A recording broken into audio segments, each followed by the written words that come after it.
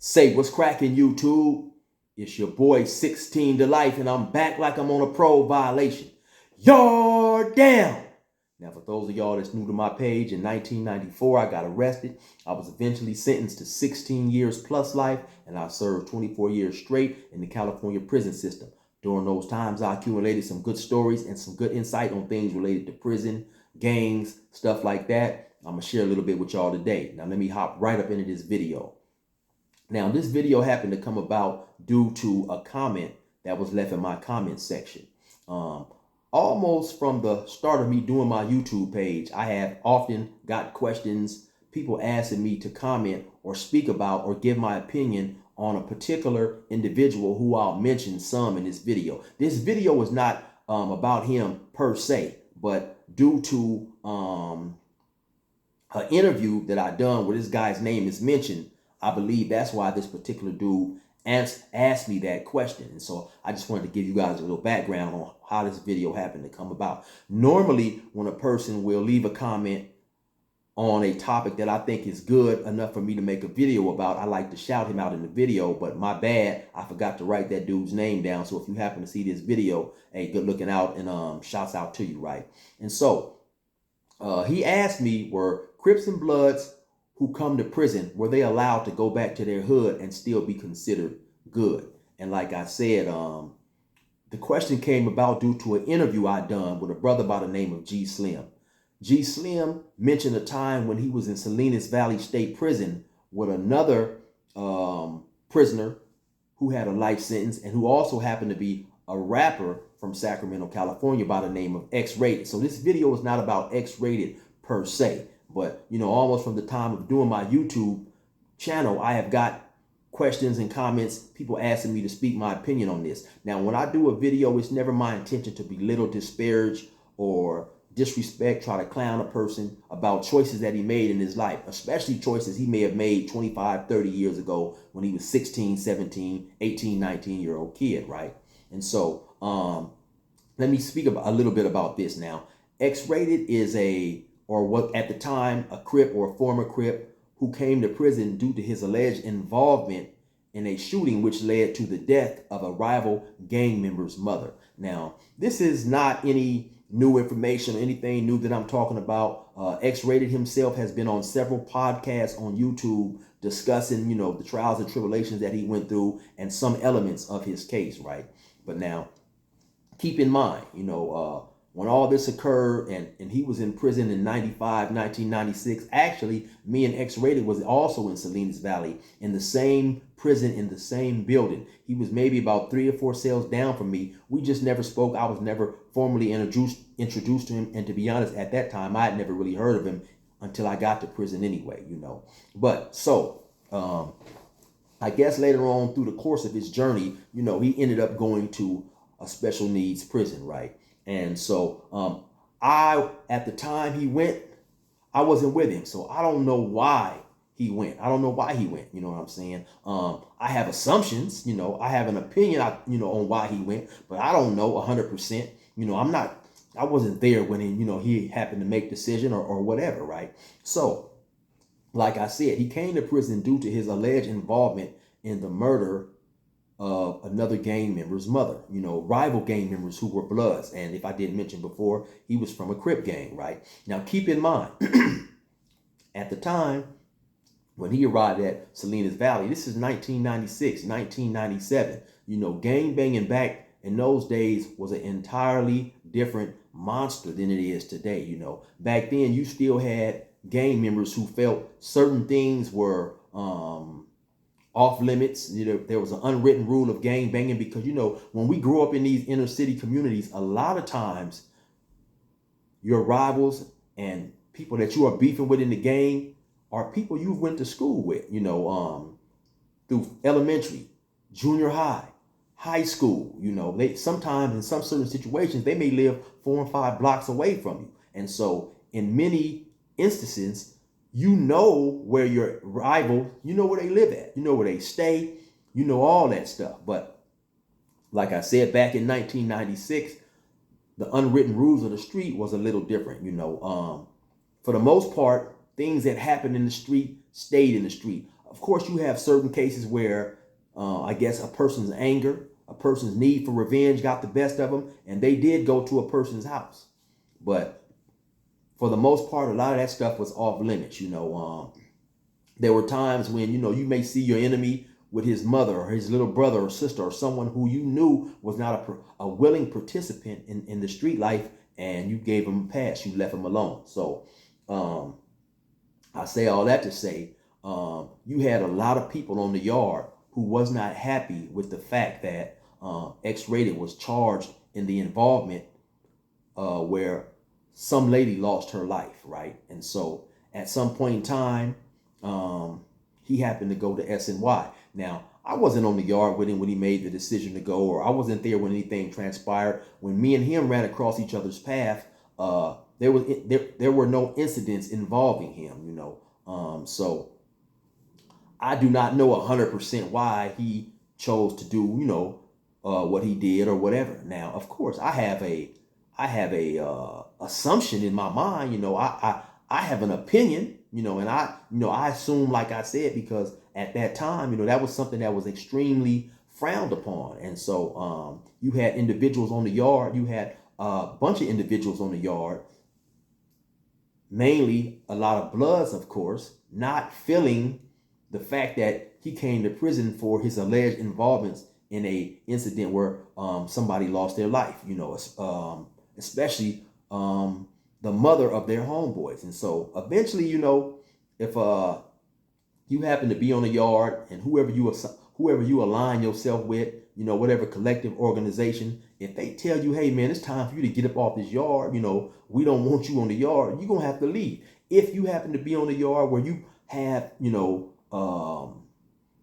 a hood, an organization against you, it's gonna be hard to remain on the yard, one person going up against 15, 20, 30, 40 people every time you touch a yard. And you may have, to play devil's advocate, you may have some people who will say, well, you know what, that's what you guys signed up for. There's a saying that goes, it ain't no fun when the rabbit's got the gun, which means it's okay and it's all fine and dandy when you hunting the rabbit, but when the rabbit gets a hold of the rifle, when the rabbit starts hunting you, now it's not so much fun. And you're going to have people on both sides of the coin, who believe that, okay, all that comes with the consequences. You should have thought about all that when you was out there gang banging.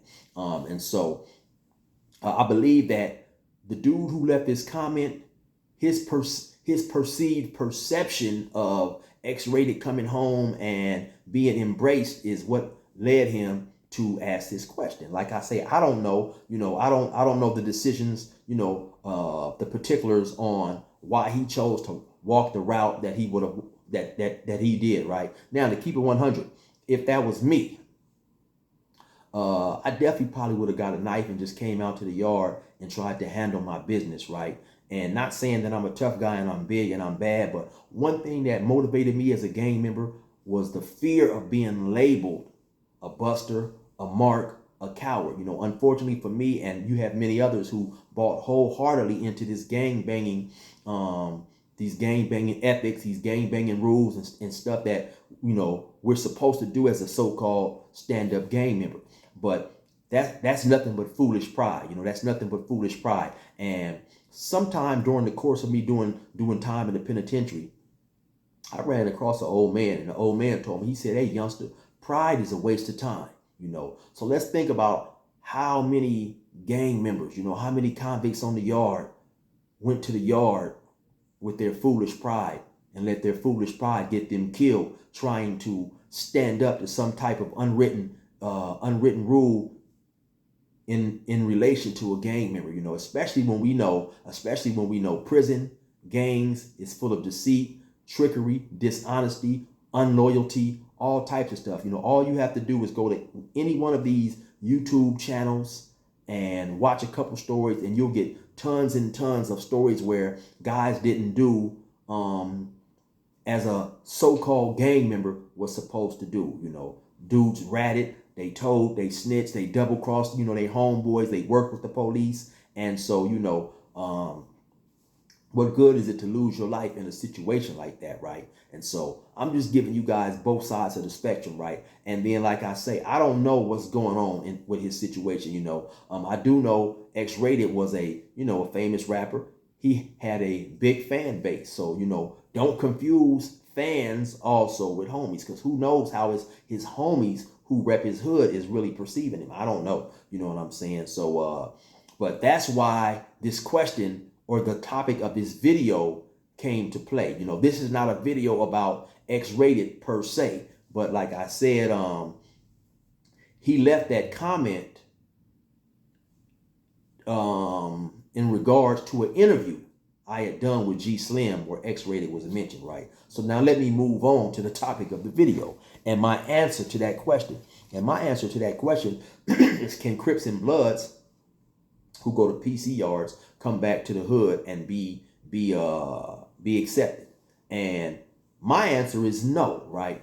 That's my answer. But like I said, you don't know what each hood, each individual hood is doing. So it would be irresponsible for me to act like I'm a representative and I'm speaking for all these different black hoods, because you have, to keep it 100, you have, Crips, Bloods, Southerners, Northerners, all types of different, street organizations who don't always do what's expected of them to do in terms of what's accepted as a gang member, right? And so it all depends, in my honest opinion, it all depends on what a person happens to go to the whole for, or go to SNY for or PCF for, right? Now, do I think that a dude would be excommunicated 100% from his hood if he happened to go to the whole for, went to SNY? Let's say he had a drug debt. He ran up a drug debt, right? And couldn't pay his drug debt. Got beat up, stabbed, or whatever, and chose to go to SNY. I don't necessarily think, his whole hood, to be honest, would excommunicate him. You may have some people who we grew up with, who we had extremely tight rapport, because keep in mind, like I said, a lot of these gangs, before they're homeboys in the gangs, they're friends. You have people who spend the night at other people's house. Their friends spend the night at their house. You have people who know each other's moms, family, stuff like that, can go over there when their homeboy's not home, go in there and sit down, have a meal, lay down and rest. Some of these, people have been knowing each other for 15, 20 years. I've heard gang members say that if they had certain homies who snitched, they wouldn't kill them. They wouldn't necessarily mess with them on a day-to-day basis, but, they just keep it in 100, man. I grew up with this. I know this dude's mama, man. This dude's mom has fed me. So, everybody, it just all depends on the mindset and mentality of that individual gang member. Now, if you have a dude that goes to the hole because he is a confirmed snitch, then of course, yes, he's going to be excommunicated from that hood 100%, and just especially on the idea of, this dude it's not safe to be around this dude. If this dude chooses to try to free himself from a legal predicament by revealing information privy to him because he's a gang member, then no, we don't want this dude around, because this dude may tell on me. You know what I'm saying? That should be the mindset of any real gang member. Of course, if you out there doing dirt, you out there breaking the law on a weekly, monthly, and sometimes daily basis, why would you want an individual in your presence who knows the things that you're doing and can use that as a get out of jail free card? Because 10 times out of 10, if you out there doing crime, you're headed to jail at some point in time in your life. You're headed to jail. I don't really know anybody that's out there really committing crime, that's really out there gang banging, that's not going to see some jail time. You may go to jail, you may beat the charges, but you're going to jail at some point in time if you're in them streets long enough and you're in them streets hard enough, right? And so, like I said, it just all depends on the situation. But once again, for me to come on here and act like I'm a representative or I'm speaking for every entire Crip and Blood hood, that would just be extremely irresponsible of me, and I'm not going to do it, right? I'm just giving you my honest opinion, right? So, and I don't necessarily think so, I don't think that, it just all depends on the nature of the situation, right? So if a person happened to go to the hole, for running up a debt and couldn't pay, do I see him being allowed to return back to his hood? Yeah, I do. It all just depends on the mentality of the individual he's hanging around with. Now, you may have some stomped down gangsters from his hood that's not going for any type of deviating from quote unquote a gangster's path, and they may not want him around. So it just all depends on the particular individuals and on the particular hood and on the particular charge, right? So anyway, man, that's my answer on that topic right there. You already know what it is. It's your boy 16 to life. Resume normal program.